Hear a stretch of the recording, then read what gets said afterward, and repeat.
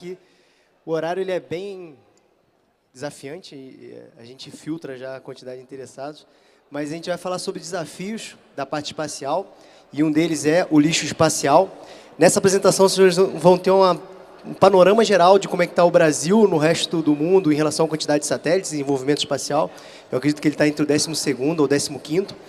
A gente vai entender o que são comportamentos responsáveis, e a gente tem países que estão optando por comportamentos não responsáveis, explodindo outros satélites, e a gente vai ver o quanto isso impacta a operação. E vamos falar um pouquinho sobre o comportamento do Sol, que ele também está aquecendo e está com ondas eletromagnéticas que prejudicam a operação em torno da Terra, então a gente vai abordar esses temas. O espaço ele era considerado um ambiente bastante agradável, mas hoje é um ambiente contestado, competitivo e de constantes disputas, tanto na parte legal quanto no espaço, para poder explorá-lo. A gente vai falar hoje sobre lixo espacial e os impactos de satélites em todo o mundo. Vamos primeiro explicar o que é a parte espacial, o que é uma órbita, depois vamos aprofundar no que são satélites e lixo espacial e, por fim, mostrar o que são esses desafios e como é um comportamento responsável no espaço. A órbita é como se fosse uma trajetória, uma rodovia em volta da Terra que os satélites desempenham. Ela tem várias características e ela pode ser uma órbita equatorial, quando é próximo ao Equador, uma órbita polar, quando passa nos polos, ou uma órbita inclinada. E Newton explica o movimento da órbita a partir de um objeto que é jogado. Esse objeto é jogado com força, quanto mais força, ele vai caindo cada vez mais longe do lançador, até que uma hora ele não cai mais na Terra, ele continua girando, e aí ele desenvolve uma órbita. Com esse vídeo a gente vai explicar um pouco melhor. Então não adianta eu pegar algo em cima da Terra e lançar para cima e esperar que ele entre em órbita. Eu tenho que colocar uma força nele, de forma que ele comece a girar, e aí cada vez que ele vai girando, ele vai ganhando velocidade, e para cada velocidade ele vai desempenhar e vai desenvolver uma altura. Então é praticamente isso que ele vai fazendo, até o momento que ele não cai mais, e ele desenvolve então essa órbita, e aí os satélites todos estão em órbitas, girando ao redor da Terra. Essa órbita pode ser circular, normalmente 99% dos casos é uma órbita elíptica, e aí eu tenho que acelerar cada vez mais para ir se afastando da Terra, mas sempre em giros, até que eu possa chegar na Lua, e aí quando chego na Lua eu tenho que fazer a manobra inversa. Eu tenho que aplicar ondas eletromagnéticas, propulsão, para ir freando ele e depois ele conseguir pousar na superfície da Lua. Então esses movimentos são sempre movimentos circulares. Para cada tipo de órbita, ali eu coloquei ali embaixo a órbita geoestacionária, a órbita média e a órbita baixa. Então, para cada tipo de órbita, a gente tem uma velocidade. Outra coisa que influencia também é o comportamento do Sol.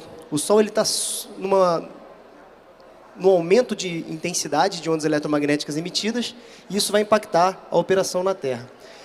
A NOAA, que é um instituto americano que pesquisa o comportamento do clima espacial, ela constantemente atualiza dashboards que a gente pode acompanhar o movimento de fluxo solar, raio-x e ondas geomagnéticas. E nesse campo em cima, logo na entrada do site, a gente vê o quanto uma tempestade solar ou algum evento solar pode impactar a operação de satélite. Eu peguei uma parte especial que fala sobre o comportamento do Sol. Então, a cada ciclo, o Sol tinha números de ciclo, e esses ciclos eles variam de 11 em 11 anos. Então, quando a gente olhava os últimos 4, 5 ciclos, o Sol estava diminuindo o seu comportamento em ondas eletromagnéticas emitidas. E a gente percebeu, se esperava aqui para o ciclo 25, um ciclo mais baixo, ou então semelhante ao o ciclo 24, que foi lá próximo de 2013 a 2015. E o Sol está no movimento de emitir mais ondas eletromagnéticas, o que vai impactar as operações de satélites ao redor do mundo. Então, como eu disse, o que tem em volta da Terra são muitos satélites, e cada local, cada órbita é altamente disputada nos dias atuais. Se a gente comparar com como era ali em 1957, quando começou a conquista espacial, 1990, 1980, e como está hoje em 2023, a gente vai ver que muita coisa está somando no espaço, e a gente tem esse acompanhamento, né? Existem 3 grandes países que monitoram as coisas que acontecem no espaço: os Estados Unidos, a China e a Rússia. A gente tem muito contato e tem um catálogo aberto mundialmente, que é o catálogo americano, que esse esquadrão 18º Space Defense Squadron. Ele monitora todos os objetos que estão ao redor da Terra através de telescópios e radares. Eles têm por volta de 46 mil objetos rastreáveis. Desses 46 mil, 26 mil são maiores do que uma bola de beisebol. E tem mais de 500 mil que são do tamanho de uma bola de gude. Todos esses objetos eles podem impactar e prejudicar as operações de satélite.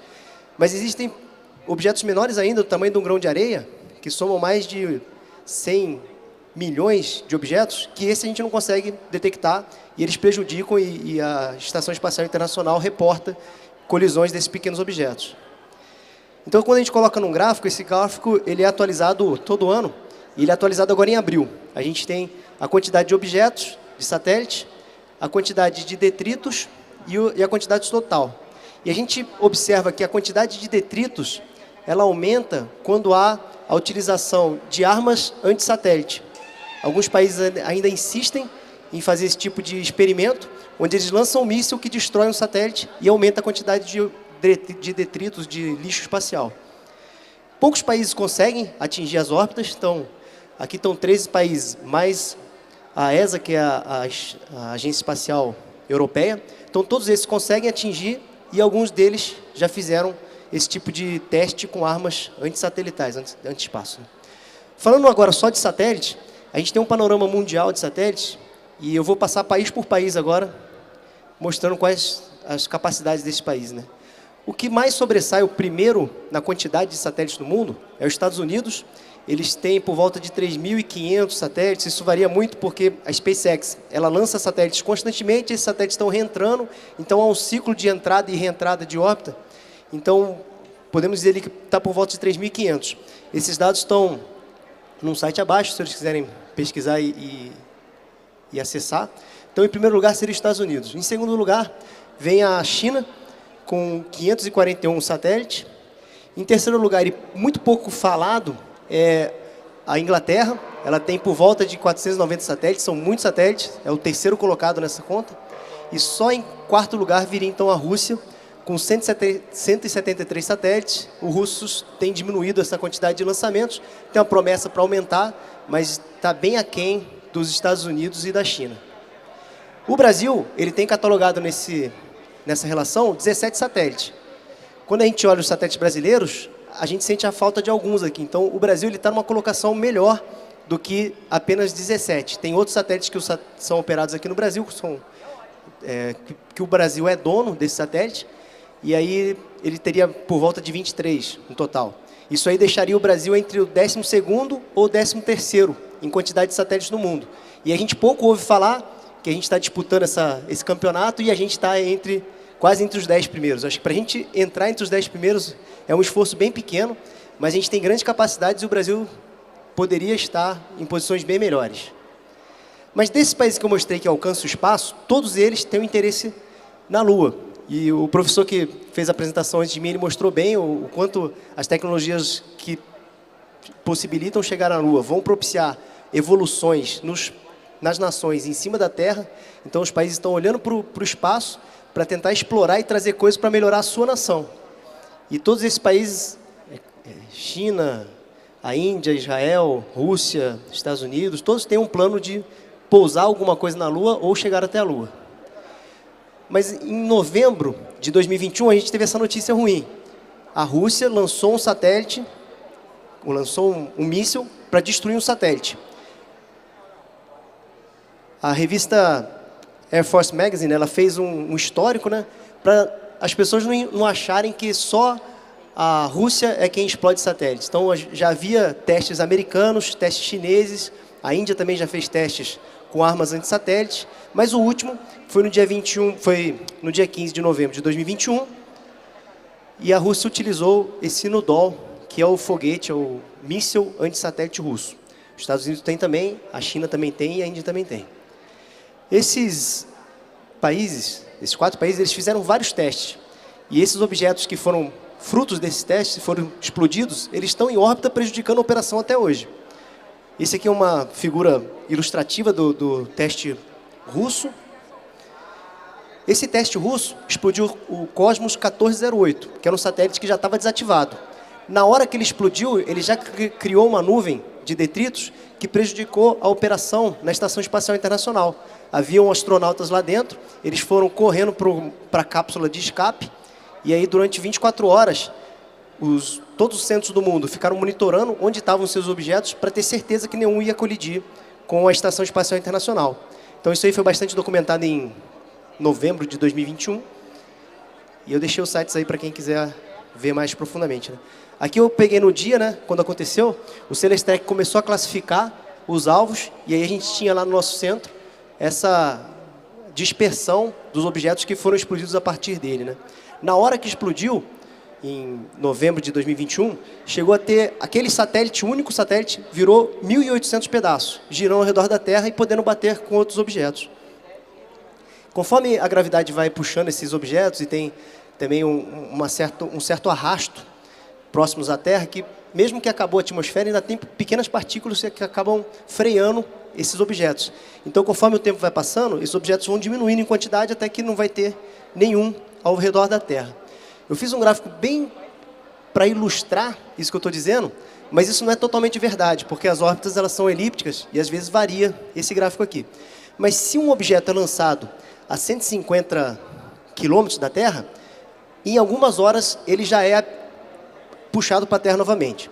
Se esse objeto é jogado a 250 quilômetros ou mais, já passa a ser semanas ou meses.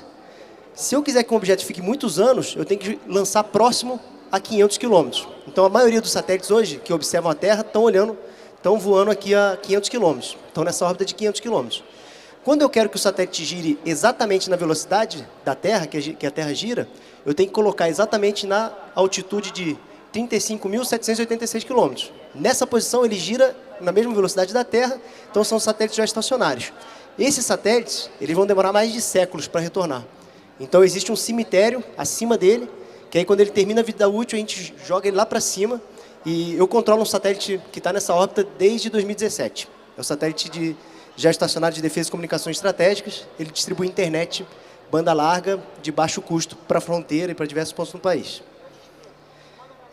Como eu disse daquela explosão dos satélites russos, existem testes americanos e russos que os objetos ficam ainda na atmosfera, girando ao redor da Terra por anos e anos. E isso impacta a operação de todo mundo.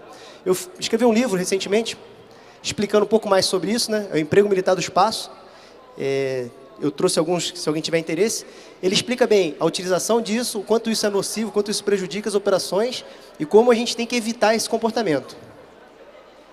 Então, esse é o livro, Emprego Militar do Espaço. Ele mostra o planeta Terra e suas órbitas ao redor, né? Mas então ficam os desafios, né? Como é que a gente vai solucionar esse problema espacial? E aí eu aponto duas grandes dúvidas, né? Não tenho uma solução ainda para isso. Mas primeiro é eliminar o aumento de detritos em volta.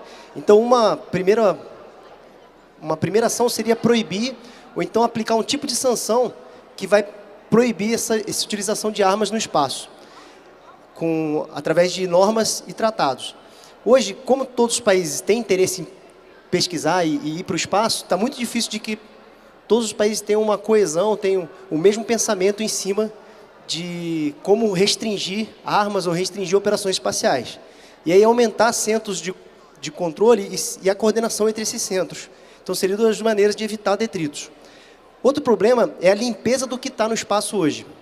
A gente tem uma dualidade de um satélite que ele vai lá com uma rede ou com um arpão e ele tenta tirar aquele objeto do espaço. Esse mesmo satélite que vai limpar o espaço, ele pode também ir numa constelação de GPS e tirar 5 ou 6 satélites da constelação do espaço. Isso aí já vai prejudicar o GPS no mundo inteiro. Então, o que seria um satélite de limpeza pode ser utilizado para a guerra também. Então, a gente não tem muita segurança nessa operação de limpeza espacial. Então, eu teria que criar uma viabilidade econômica e fomento para que as universidades pesquisassem esse tipo de objeto, que fosse lá e tirasse o lixo espacial das órbitas da Terra, mas sem que isso fosse utilizado como arma. Então, limpar o espaço e diminuir o aumento é uma atividade que é um grande desafio hoje na área espacial, e essa área espacial é prejudicada, então, por esse lixo espacial de testes ou de explosões que ocorreram de outros satélites que dificilmente a gente consegue limpar. Então, eu apresentei para os senhores, nesse breve tempo, o que são os satélites, as órbitas, e como as órbitas se comportam, como eu lanço alguma coisa no espaço e como mantém isso lá em órbita. Eu apresentei cada órbita, até mostrando quanto tempo esses objetos retornam na Terra, né? Alguns em horas, outros em semanas, outros em meses, e outros nunca vão voltar. Vão ficar no cemitério lá longe, e aí esse objeto nunca vai voltar e vai ser um lixo espacial. E, por fim, mostrei os países que estão mais desenvolvidos na parte espacial. O americano ele sempre tem um discurso de a China é um perigo, mas eles têm 3.500, enquanto a China tem 580, a Inglaterra tem 400, a quarta colocada, que é a Rússia, tem 170. Então, os Estados Unidos está muito à frente, é uma potência espacial com muita vantagem em cima dos outros e tem pouco a oferecer, tem pouco risco da China ou a Rússia chegar a provocar algum ato agressivo em relação aos americanos pela quantidade que tem. E, por fim, eu apresentei duas maneiras da gente diminuir o lixo espacial ou então evitar que o lixo espacial se aumente e impeça e prejudique as operações dos outros centros, que seriam por melhores tratados e que a gente conseguisse desenvolver coisas que fossem limpar o espaço, mas que também não fossem armas. Eu vou ficar aqui à disposição para quem quiser tirar alguma dúvida, conversar sobre o assunto. Em breve a gente vai ter um encerramento agora às 7, então agradeço. Deixo aqui meus contatos, meu e-mail e meu telefone, WhatsApp. Fique à vontade. Muito obrigado, é só isso.